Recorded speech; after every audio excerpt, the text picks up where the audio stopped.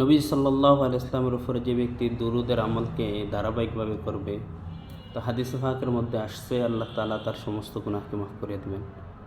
এক সাহাবী হযরত উবাই ইবনে কাব রাদিয়াল্লাহু তাআলা আন উবাই ইবনে কাব রাদিয়াল্লাহু তাআলা আনহু قال قلت يا رسول الله إني أكثر الصلاة عليك فكم أجعل لك من صلاتي قال ما شئت قال قلت الربع قال ما شئت فإن زدت فهو خير لك قال قلت النصف قال ما شئت فإن زدت فهو خير لك قال قلت الثلثين قال ما شئت فإن زدت فهو خير لك قال قلت أجعل لك صلاتي كلها قال إذا تكفى همك ويغفر لك ذنبك।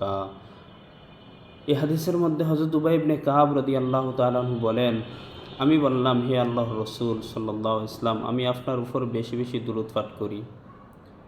আমি আমার দোয়ার কতটুকু অংশ আপনার জন্য নির্ধারণ করব? তিনি বললেন, তুমি যত ইচ্ছা। আমি বললাম, 1/4। তিনি বললেন, তুমি যত ইচ্ছা, তবে বাড়ালে তা তোমার জন্য উত্তম। আমি বললাম, অর্ধেক। তিনি বললেন, তুমি যত ইচ্ছা, তবে বাড়ালে তা তোমার জন্য উত্তম।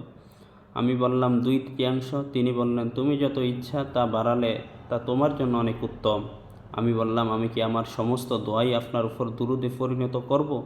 তিনি বললেন, তাহলে তোমার সব দুশ্চিন্তা দূর করে দেওয়া হবে এবং তোমার গুনাহকে মাফ করে দেওয়া হবে। তাহলে হাদিস দ্বারা বুঝলাম উবাই ইবনে কাব রাদিয়াল্লাহু তাআলা হুজুর সাল্লাল্লাহু আলাইহি ওয়াসাল্লামের উপরে দুরূদ পাঠ করবে, তো রসুলকে জিজ্ঞাসা করতেছে।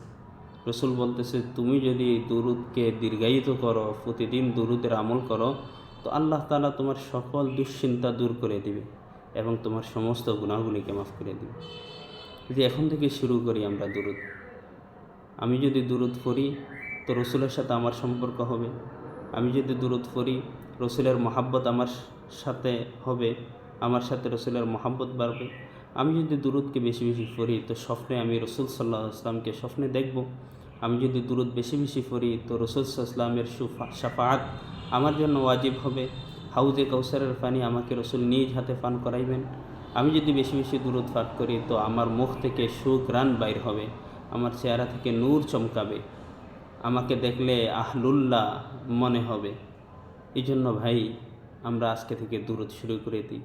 রাসূলুল্লাহ সাল্লাল্লাহু আলাইহি ওয়াসাল্লামকে ভালোবাসার অর্থ হলো তার সুন্নতকে পরিপূর্ণভাবে আঁকড়ে ধরা এবং তার উপরে দুরূদ পাঠানো।